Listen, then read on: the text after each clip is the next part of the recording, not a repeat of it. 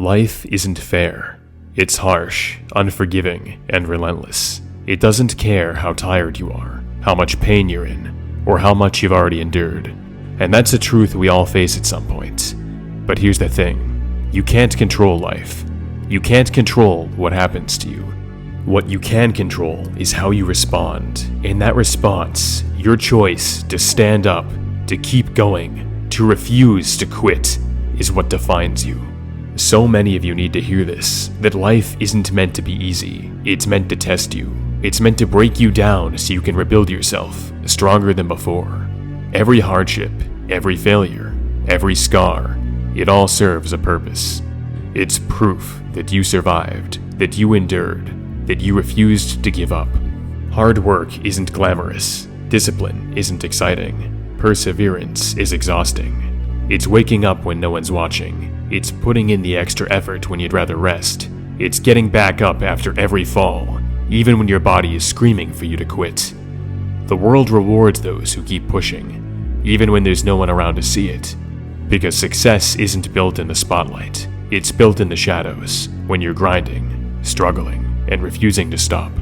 The world owes you nothing. There will be days where it feels as though the universe itself is conspiring against you. Days where every step forward feels like a battle, and every victory is overshadowed by another challenge. But that's the nature of life. It's not a straight road, it's a storm, and you have to be the ship to navigate it. The world will knock you down, again and again. That's a guarantee. But here's the question you need to ask yourself. How many times are you willing to get back up? Every fall is an opportunity to prove to yourself that you're stronger than the pain, that you're tougher than the circumstances, that you're capable of more than you ever thought possible. That's the real measure of strength. Not how many times you've fallen, but how many times you've risen. Don't listen to the inner voice trying to stop you. Even when you're scared, even when you're shaking, push through the pain. You need to embrace the struggle. This discipline is the key to greatness. It's not about motivation. Motivation fades. It's fleeting. But discipline? Discipline is what keeps you going when motivation runs dry. Discipline is what it takes to win the war within yourself. Showing up every day, no matter how you feel. It's doing the work, even when it's hard. It's saying to yourself, I may not feel strong today, but I'll do it anyway. Because that's what it takes to succeed. That's what it takes to win the war within yourself. And remember, stay connected to your goals. They are your guiding star. They're the reason you get out of bed every morning. They're the fire that keeps you moving when everything else in your life is falling apart. It's not enough to simply want something. You have to remind yourself every day why you're fighting for it. Why did you begin this journey? There will be times when staying connected to your goals feel impossible, when life's challenges overwhelm you and the path forward feels unclear. In those moments, take a step back. Think about the version of you who dared to dream, who believed in something bigger, who had the courage to take the first step. Stay true to that version of yourself. Don't let the noise of the world drown out your purpose.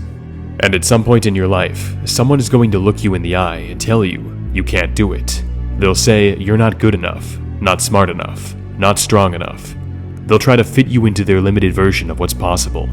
When someone tells you you can't, what they're really saying is, I can't imagine it. But their lack of imagination is not your limitation. The fact is, they don't know you, your fight, or your capabilities. Only you do.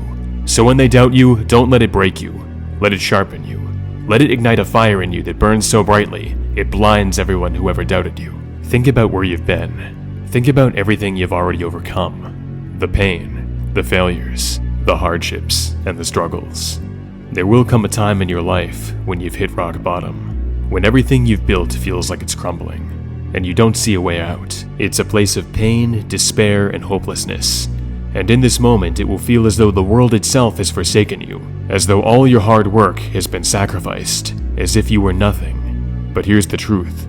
Your lowest point isn't the end. It's only the beginning. Your lowest point is where you confront your hardest truths. You're forced to think about your fears, your failures, and your doubts. It's painful, it's humbling. But it's also where you find your power. Because when you're at your lowest, when you've lost everything, it's not the end of your story, it's only the turning point. It's where you decide whether you'll let life defeat you or whether you'll rise. And rising isn't easy, it's not quick, but every step forward, no matter how small, is a victory. Every time you refuse to give up, you're proving to yourself and the world that you are stronger than your circumstances. Remember this, your lowest point is not a permanent place. It's a moment, a chapter. It doesn't define you or what you do next. And in those moments of darkness, when you feel there's no light, look inside yourself. The strength you need is already there. The courage to take one more step, to fight one more day, to keep going when everything feels impossible, is within you. When life puts you at your lowest, don't give up. Don't lose hope. The road ahead may be hard, but it's worth it.